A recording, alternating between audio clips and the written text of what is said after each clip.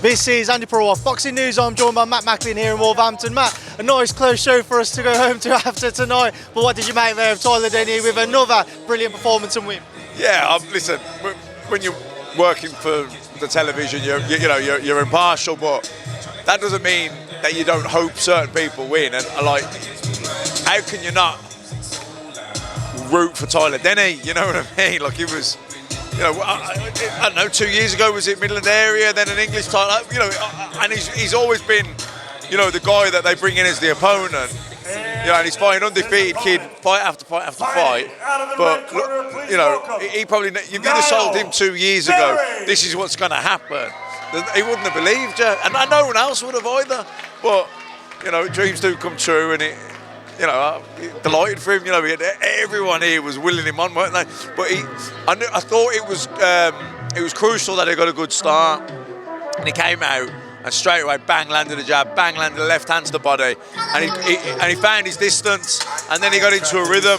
And actually, Signani was struggling. He was quite, you know, strong, but he was very stiff and heavy-footed and slow. And you know, Denny was just going into that rhythm, like tip tap, move, roll, spin him, you know, spin off, change angle, and he just got going. And he got clipped in, I think it was the 4th or the 5th round. He got caught with a shot. Was it 4? And we thought, ooh, because you could see his legs stiffened. It definitely registered. But credit to him.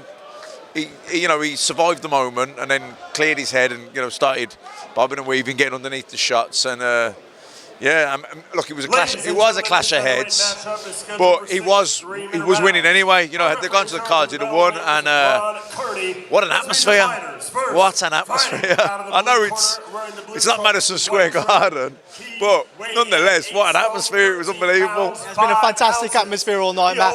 Just moving away from that main event, Azim, 2 European champions tonight. He picked up his in the super lightweight division. What do you make of his performance? I thought he boxed very well. You got to remember, it's only his 10th fight, you know. And I know he went 10 rounds in his last 2 fights, but the rest of his career had been, you know, a round, 2 rounds, this type of thing. So, you know, he's still inexperienced, he's still young.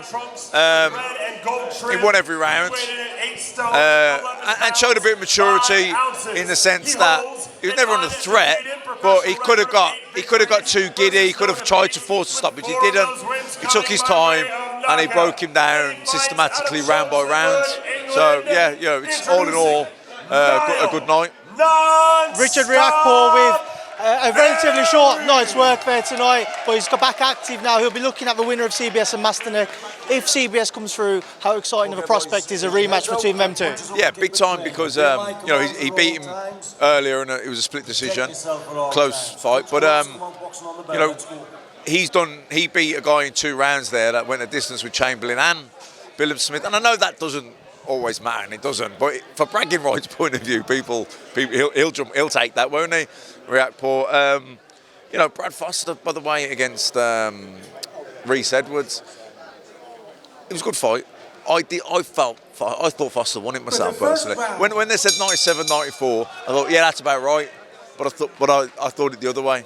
What's everyone else kind of think what's the general consensus? Just a lot of people felt they're similar to yourself, and especially online, a lot of people thought Brad had done enough to win the fight as well. 3, 4. Might be another quick night's work in that main event. Anyway, Matt, just before I let you go, obviously there was a lot of fights announced earlier this week. Just get your thoughts on AJ versus Joshua-Wallin. What do you make of that fight? Yeah, I mean, look at it. It's not the fight you want. Again, you know, it was really you wanted Wilder and AJ. So it's frustrating that you don't get that fight. But that said, I think Wallin's a good fighter. You know, it's still a hard fight for Joshua. And you know, and Parker Wilder. You know, that's still a tough fight for Wilder. But you'd expect both of them to win. That's what you would expect. You know, if they're on form, you'd expect both guys to win. Obviously, AJ's announced, well, not announced, but he's been reported he's teamed up with Ben Davison now. What do you make of him moving with Ben? And obviously, all the changes recently of his new trainers. He's worked with a few different trainers over the past few years. Yeah, but you know, going over to America, and it's great in that. But you know, good trainers. But you know, he's from here, isn't he? So he's got to go over there and set up camp. And I know he's earning plenty of money. He's got plenty of money, so he can bring the mountain to Miami type of thing, and he can bring as many people. He brings a lot of people over. Then he can, you know, you know, it won't be as lonely for someone fighting for that kind of money because you can bring a team with you, can't you? But nonetheless, you know, you're training for however many hours a day. There's a lot of time then, you know what I mean, to kill. And I don't know, maybe he just felt he tried it. Maybe he just didn't feel it wasn't worth the commitment and the expense. Maybe, and he's obviously must have been speaking to Ben Davison. I'm guessing he's been speaking to him, and maybe he's thought, you know what, maybe I want to give this a go. Just final one, Fury-Usyk official for February. Just your thoughts, how excited are you now that we have something to look forward to next year? Yeah, delighted. I think everyone is, aren't they? They want to see an undisputed heavyweight champion, and it's probably the biggest fight in boxing. So just happy it's been over the line.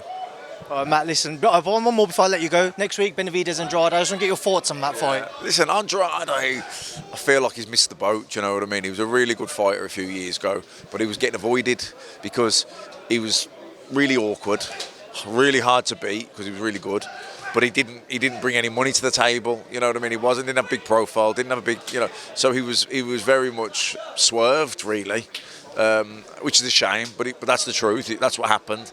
And now I feel like, moving up to super middleweight, he missed the boat on it a little bit. But he was one of those. He was a victim of his own success because he was very good, and but he didn't bring the big money, so he got avoided for a long time. And I think Benavidez, super mid, all the timing of it.